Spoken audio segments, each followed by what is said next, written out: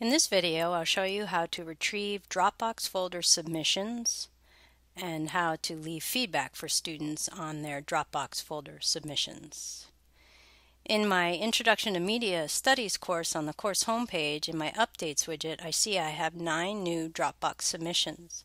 I can get to the Dropbox folder list from the Updates widget by selecting the link, or I can go via the Tools widget by selecting Dropbox in the Tools widget, or I can go via Content, either the Content browser or the table of contents by selecting Content in the nav bar to the actual Dropbox link. So let's go this way by selecting the link in the Content browser. So when I select that, I have now collapsed the table of contents on my left, and I'm going to toggle that to go away. I'm going to hide that content map, as they call it. And I am in the folder submissions area for the reading response paper. If I scroll down, I'll hide these search options so you can see more. I have a list of users, my roster, and beneath each student's name, the paper they have submitted. As you can see here, Charlie's paper I have already looked at, and I have left feedback for him. The other papers, which are bold, indicate that I have not looked at them, and the link on the right that says leave feedback indicates that I haven't left feedback yet. You'll notice up at the top below folder submissions, you can email all unsubmitted users easily by selecting this link. It knows who hasn't submitted, and I can see Snoopy hasn't, so if I select this, I should get an email to Snoopy, which I do. I'll close that. And below the email all submitted users, you have 2 tabs, Users and Files, showing you the same information just a little bit differently. On the User tab, you do have the Leave Feedback link, and that's only available on the User tab. So just be aware that to leave feedback, you need to have the User tab selected.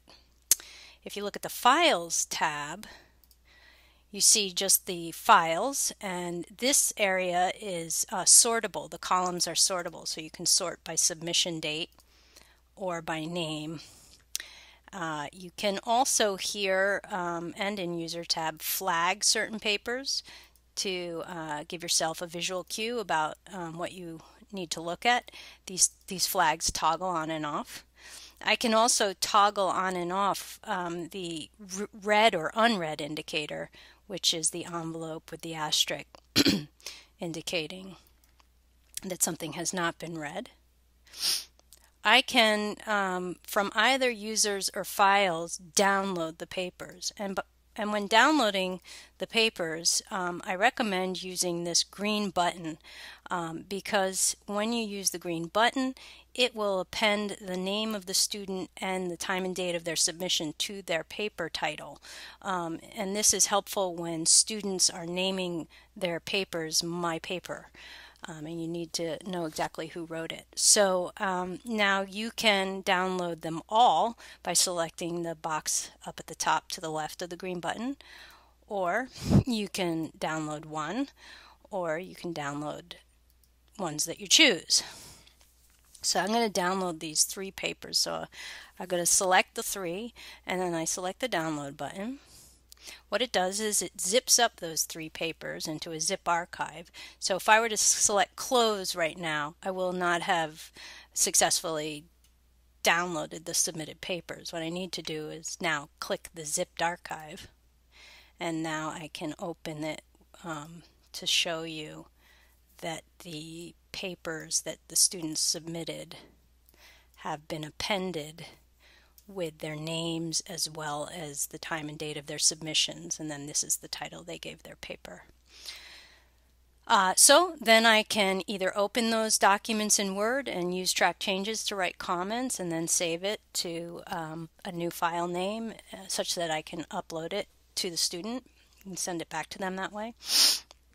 Or you can download and print these and then leave feedback as well. So I'm going to close these things up. So how do we leave feedback? So basically, you're going to select the leave feedback button or link for the students you want to leave feedback. So let's leave feedback for Linus.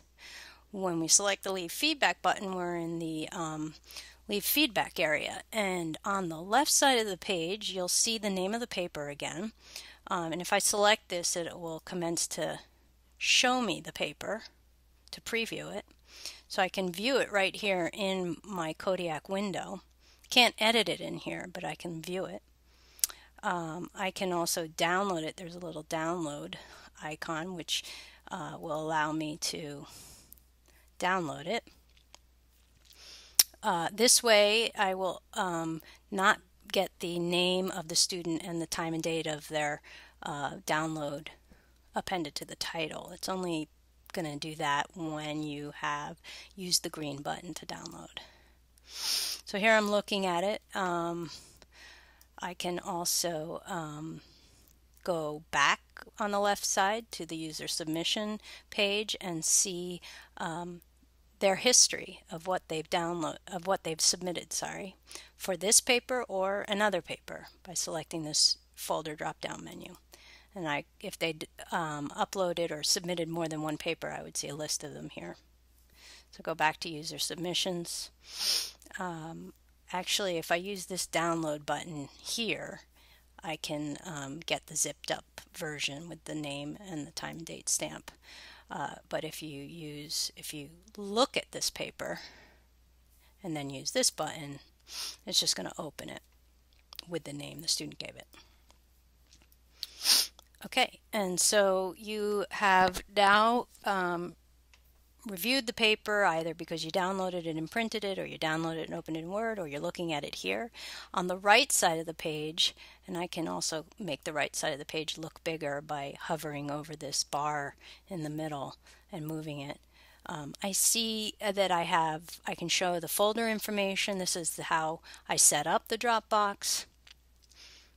I can also show any date restrictions I set up and special access restrictions I set up. And then I go to the evaluation section to actually evaluate them. If there was a rubric, I could use the rubric to evaluate this paper. I can also associate it at this point with an existing rubric or create a rubric. But right now I want to give this paper a score, so I'll give it a score of 9 out of 10.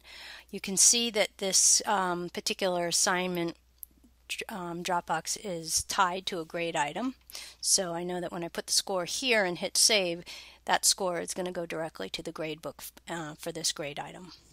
I can provide the student with general feedback that only the student sees, and then I can add a file. So if I have used track changes on the student's Word document, I can upload it here for them. And then I can hit save, and that feedback has been saved, sent to the grade item in the gradebook, and next time Linus logs in, they're going to see in their update widget that they have Dropbox feedback.